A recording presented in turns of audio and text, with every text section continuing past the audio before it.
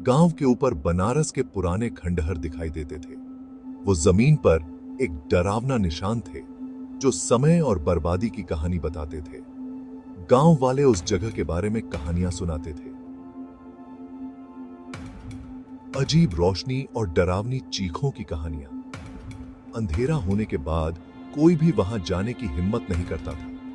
डर एक बहुत बड़ी रोक थी। लेकिन जवान अर्जुन दूसरों की तरह नहीं था। वो एक बहुत ही जिज्ञासु और बहादुर लड़का था। उसने डर के बंधन में बंधने से मना कर दिया। वो उन रहस्यों को जानना चाहता था जो खंडहरों में छुपे हुए थे। एक उमस भरी दोपहर को अर्जुन ने अपने दो सबसे करीबी दोस्तों विजय और प्रिया को इकट्ठा किया। उन्होंने मिलकर खंडहरों को एक्सप्लोर करने का प्लान बनाया। वो अपने डर का सामना करेंगे, वो सच्चाई का पता लगाएंगे। जैसे ही सूरज ढलने लगा और पूरी जमीन पर लंबी लंबी परछाइयां फैल गईं, तीनों दोस्त खंडहरों के पास पहुंचे।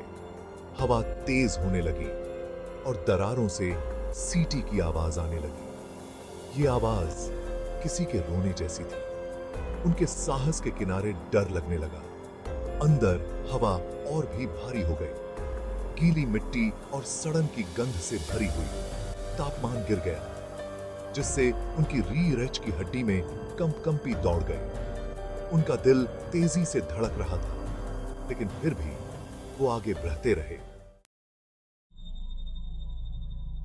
वो खंडहरों के और अंदर चले गए। हर कदम पर भयानक सन्नाटा गूंज उठता था।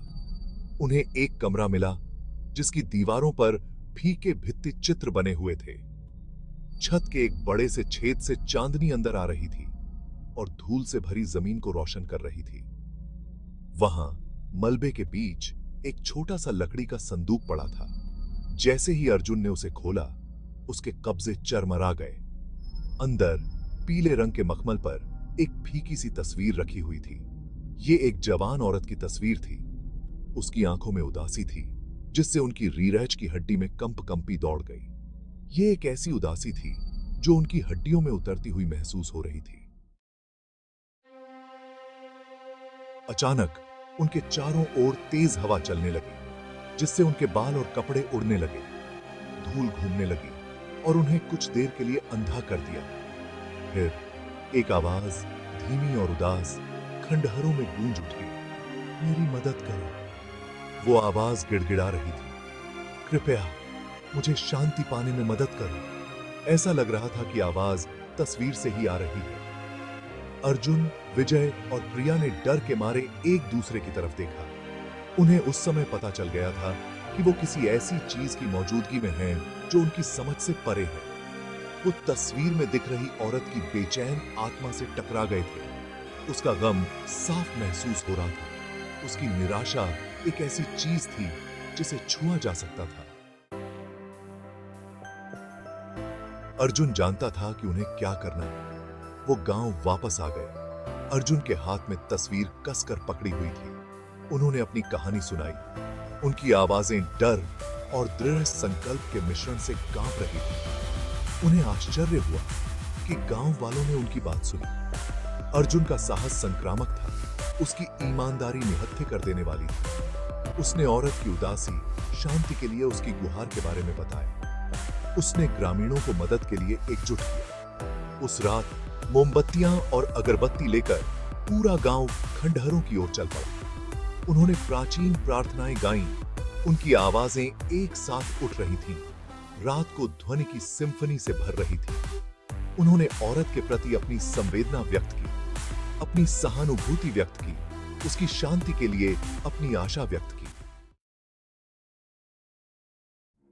जैसे ही आखिरी प्रार्थनाएं रात में गायब हो गईं, खंडहरों से एक हल्की सी हवा चली। हवा हल्की हो गई और दमनकारी माहौल हट गया। ग्रामीणों ने विस्मय से देखा क्योंकि तस्वीर से एक नरम ईथर प्रकाश निकला। फिर सन्नाटा छा गया।